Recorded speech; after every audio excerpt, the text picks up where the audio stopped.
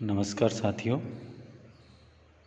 मेरे निजी YouTube channel पर आप सभी विद्यार्थियों का और विभिन्न प्रकार की प्रतियोगी परीक्षाओं की तैयारी कर रहे परीक्षार्थियों का बहुत बहुत स्वागत। आज इस वीडियो में हम सेनापति के काव्य में प्रकृति चित्रण या ऋतु वर्णन से संबंधित चर्चा करेंगे। जैसे कि आप लोग इस बात को अच्छी तरह से जानते हैं कि रीतिकाल के कवि समाज में सेनापति प्रकृति चित्रण के लिए, ऋतु वर्णन के लिए काफ़ी प्रसिद्ध रहे हैं। तो इसी क्रम में हम चर्चा करते हैं। हिंदी साहित्य में प्रकृति चित्रण तथा ऋतु वर्णन की परंपरा मुख्यतः देखें तो संस्कृत साहित्य से ही विरासत में प्राप्त हुई है। संस्कृत साहित्य में अधिकांशतः प्रकृति का वर्णन है वह उद्दीपन शैली के रूप में किया गया है। उसी प्रकार से अपन हिंदी साहित्य में भी देखें तो प्रकृति का आलम्बन रूप कम और उद्दीपन रूप में अत्यधिक चित्रण हुआ है। ऋतिकाल में तो नायक नायिका भेद, उनके श्रृंगार विलास, हाव भाव व मनोदशाओं का चित्रण करने में प्रत्येक कवि ने अपनी प्रतिभा का परिचय चाहा है। इस कारण सभी ने ऋतु वर्णन तथा प्रकृति चित्रण के दृश्यों को उद्दीपन सामग्री के रूप में अपनाया है और नायक नायिकाओं के मनोभावों और श्रृंगार विलासों को उद्दीप्त करने के लिए प्राकृतिक उपादानों का सामग्री रूप में उपयोग किया है। लेकिन सेनापति इस संबंध में अपवाद हैं। इन्होंने षड ऋतुओं का विस्तार से वर्णन कर प्रकृति का आलम्बन रूप में वर्णन किया है। इनके काव्य में प्रकृति चित्रण एवं ऋतु वर्णन की विशेषताओं को निम्नलिखित बिंदुओं के माध्यम से प्रकट किया जा सकता है। तो सबसे पहले अपन देखते हैं प्रकृति का आलम्बन रूप।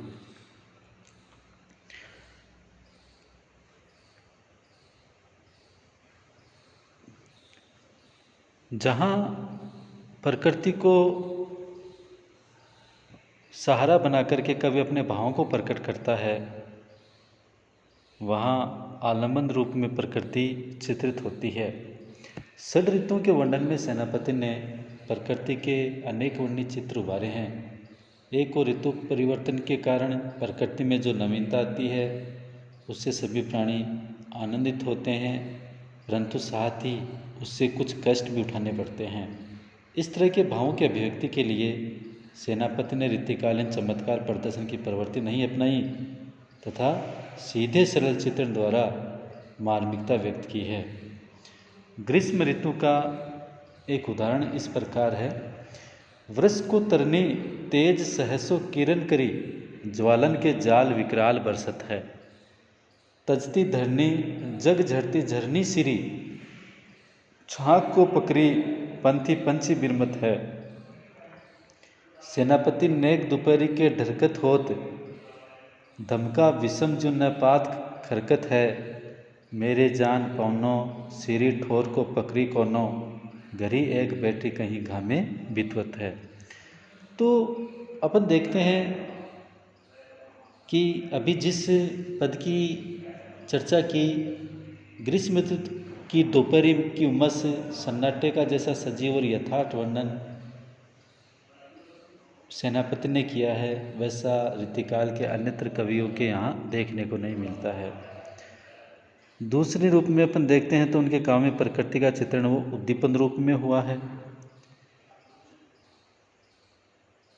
सेनापति ने यद्यपि उद्दीपन रूप में प्रकृति चित्रण कम किया है, फिर भी उनके ऋतु वर्णन में उद्दीपन विभावों की तीव्रता देखी जा सकती है। एक उदाहरण के रूप में अपन देख सकते हैं। पावस निकास ताते पायो अवकाश, भयो झून्न को प्रकाश, शोभा शशि रमणीय को, विमल आकाश होत बारिज विकास। सेनापति फूले काश हित हंसन के जिये को, छिति न गरद मानो रंगे है हरदशाली। सोहत जरद को मिलावे हरि पिए को, मत है दुरद मिट्यो खंजन दरद, ऋतु आई है शरद सुखदाई सब जिए को। यहाँ पर स्वच्छ आकाश, हल्दी के रंग के धानों के खेतों आदि को लेकर सेनापति ने शरद का सुंदर वर्णन किया है। इसमें मूल भावना शरद के आगमन से प्रेरित है, परंतु साथ ही हरि पेय का स्मरण होने से उद्दीपन विभाव का समावेश भी हो गया है। इस तरह अन्य स्थलों पर भी प्रकृति स्वतः ही उद्दीपनकारी चित्रित हुई है। आगे अपन देखते हैं कि सेनापति के काव्य में प्रकृति का सूक्ष्म निरीक्षण भी देखने को मिलता है। उन्होंने प्रकृति के आंचल में विहार करते हुए सूक्ष्म दृष्टि से प्रकृति की वस्तुओं को सूक्ष्मता के साथ उनकी तरफ आकर्षित हुए बिना नहीं रहे। कवार की वर्षा का वर्णन करते हुए कवि लिखता है, खंड खंड सब दिगमंडल जलद से, सेनापति मानो सरंग फटिक पहाड़ के, अंबर अडंबर सो उमड़ी घुमड़ी छिन, छिचके छचारे चिति अधिक उछार के, सलील सहल मानो सुधा के महल नभ, तूल के पहल किंदो पवन आधार के, पूरब को भाजत है रजत से राजत है, गनगन गाजत गगन घन कंवार के। इन कवितांशों को देखने से ही पाठकों को ये याद हो जाता है कि कवि सेनापति का प्रकृति से पूर्ण अनुराग था, उसकी सूक्ष्म निरीक्षण शक्ति तीव्र थी, जिसे प्रकृति का कोई भी भाग छोटा नहीं है। कवि साहित्यिक परंपरा के बंधन से मुक्त होकर के हृदय की अनुभूतियों के अनुकूल सूक्ष्म निरीक्षण प्रकृति का करने में सफल हुए हैं। अगली प्रकृति की विशेषता है प्रकृति और तत्कालीन समाज।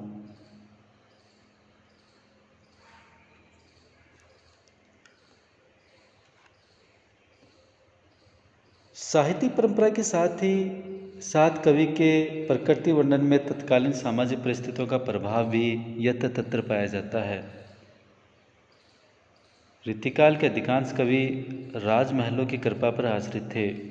वे अपने आश्रयदाता राजा की चाटुकारिता में काव्य रचना करते और अपनी जीविका चलाना ही उनके काव्य का चरम लक्ष्य था।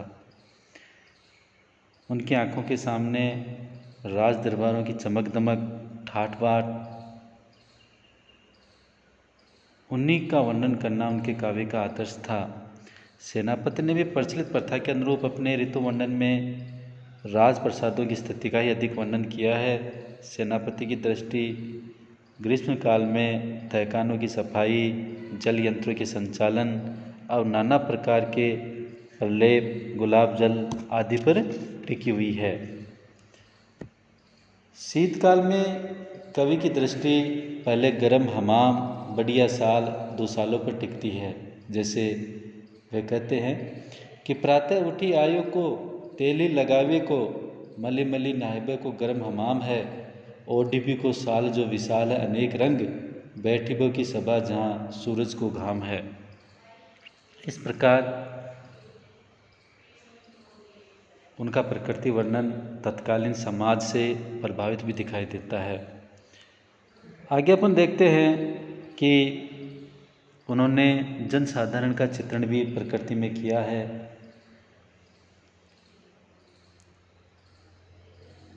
कवि ने साहित्य परंपरा को तोड़कर प्रकृति का निखरा रूप हमारे सम्मुख रखने का बहुत प्रयत्न किया है।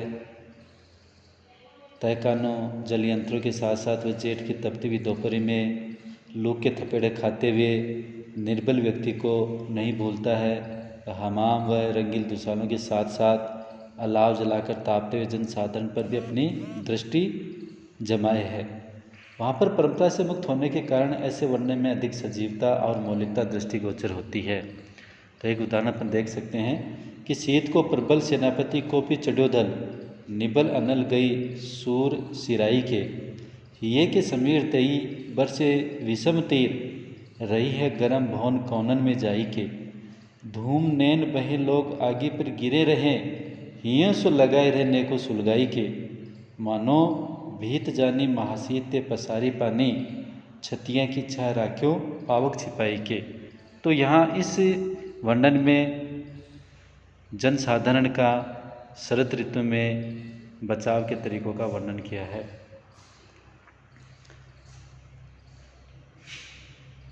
अंत में अपन देखते हैं कि उनके प्रकृति वर्णन में स्वाभाविकता भी देखने को मिलती है।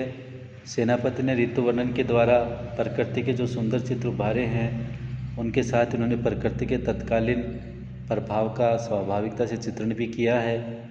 अन्य ऋतुकालीन कवियों के समान ऋतुगत कष्टों से बचने के लिए सेनापति ने जहाँ विलास सामग्री की चर्चा की, वहाँ उन्होंने धनी और निर्धन के बीच स्पष्ट विभाजक रेखा खींचकर स्वाभाविकता का पूर्ण निर्वाह भी किया है। जैसे सेनापति ने हेमंत ऋतु में इसका पूरा ध्यान रखा है।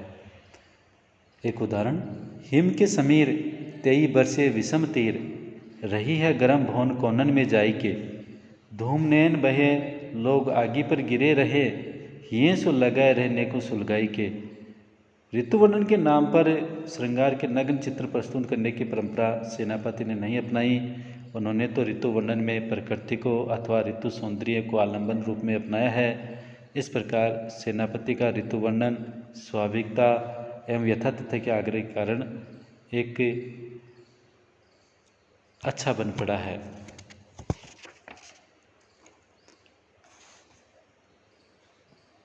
अंत में अपन कह सकते हैं कि ऋतुकाल श्रृंगार का युग है। अतः इस युग में कवियों ने रमणियों के भावोच्छ्वास में ऋतुओं की सार्थकता समझी। जिन कवियों ने सेनापति की परंपरा का निर्वाह किया, उनकी संख्या सीमित है। सेनापति आलंबन रूप में ऋतु वर्णन करने की इच्छा लेकर लिखने बैठते थे, किंतु परंपरा का ध्यान रखकर एवं परिस्थितियों से बाध्य होकर उन्होंने सभी प्रवृत्तियों को अपने काव्य में स्थान दिया है, जिनको आगे चलकर ऋतुकालीन कवियों से बहुत सम्मान मिला। आलंबन रूप में उनका प्रकृति वर्णन एकदम बेजोड़ है। इस प्रकार आज हमने सेनापति के काव्य में षट ऋतु वर्णन या प्रकृति वर्णन का अध्ययन किया। धन्यवाद।